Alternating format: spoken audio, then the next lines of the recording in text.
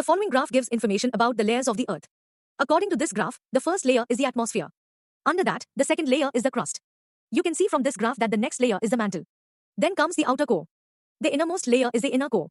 To sum up, this graph provides details about the structure of the Earth's crust and its different layers.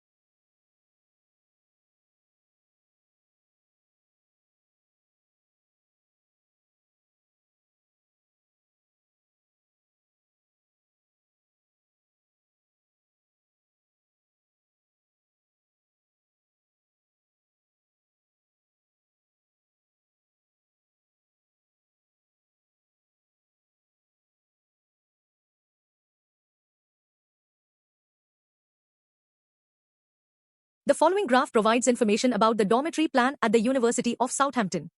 When we enter the house from the entrance, we can see a small kitchen with a stove on the left. On the right, there is a small toilet and a shower area. Further inside the house, in the upper left corner, is the main bedroom, which includes a double bed and a desk. Moreover, the living room is located in the upper right corner. It is a spacious area with a long lounge and some sofas. In conclusion, it is a very comfortable dormitory to live in.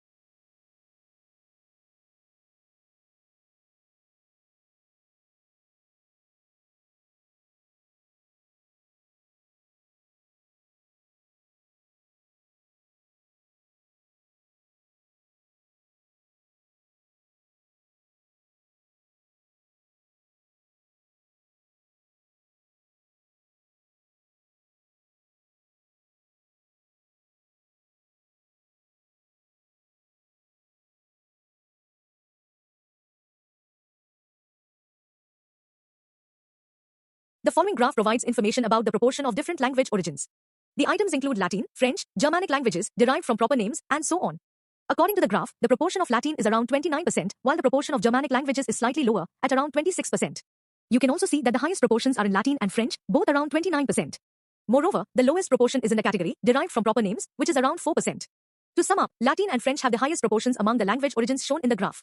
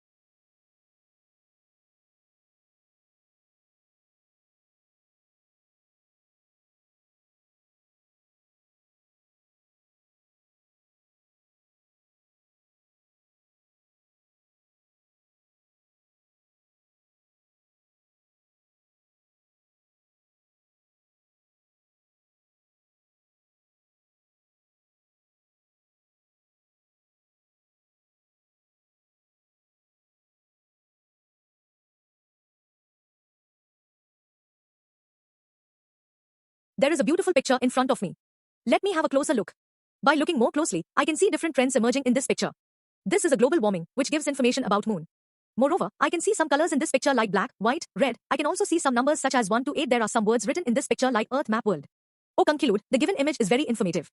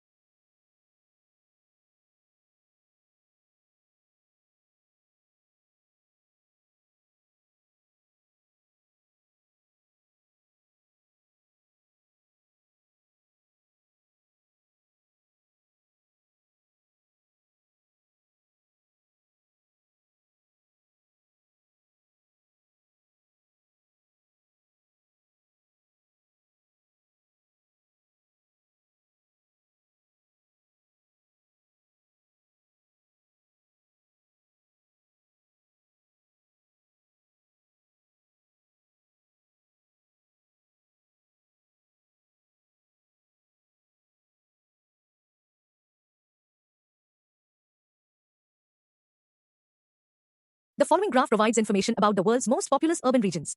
The cities include Tokyo, Mexico City, and Shanghai. According to the graph, the population of Shanghai is around 15 million, while Jakarta has a slightly lower population of about 14 million. You can see from the graph that Tokyo has the highest population, with approximately 35 million people. Finally, the city with the smallest population among those listed is Buenos Aires, Argentina. To sum up, the graph presents population data for several major cities around the world.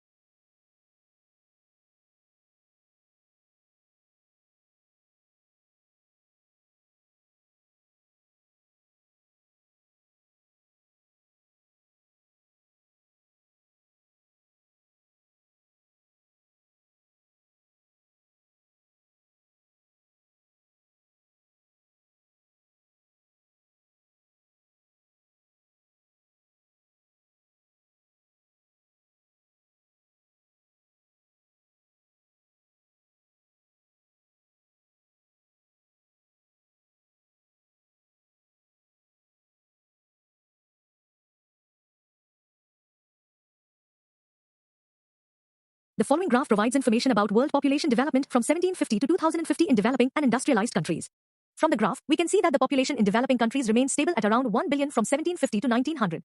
After that, it witnessed a dramatic increase, reach approximately 10 billion by 2050. However, for industrialized countries, the population remained at a relatively low level throughout the years, staying around 1 billion. In conclusion, while developing countries have experienced a sharp population increase, the population in industrialized countries has seen little change.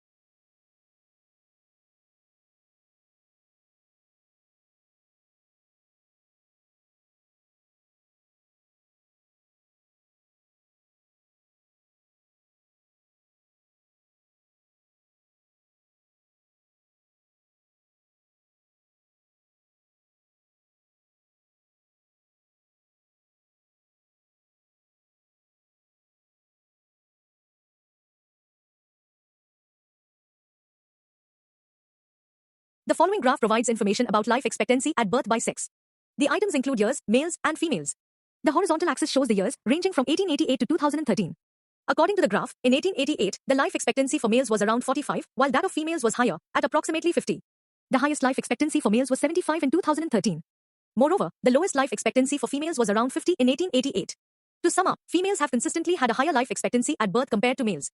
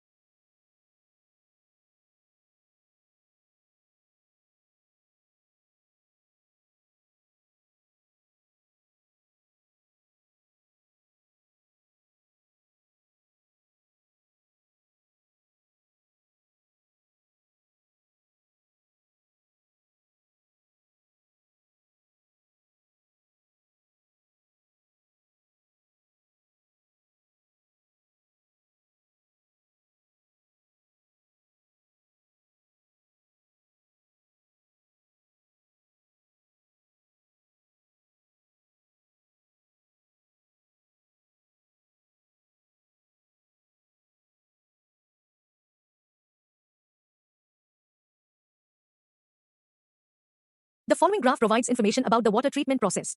The steps include drinking water, recycled water, and household water. According to the graph, the first step is the transfer of water from the dam to the water treatment plant. The second step is delivering the treated drinking water to households. As shown in the graph, the third step involves transferring household wastewater to the wastewater treatment plant. Next, the excess treated water is released into the river. The final step is that the river water flows back to the dam. To sum up, the water treatment process is a continuous cycle.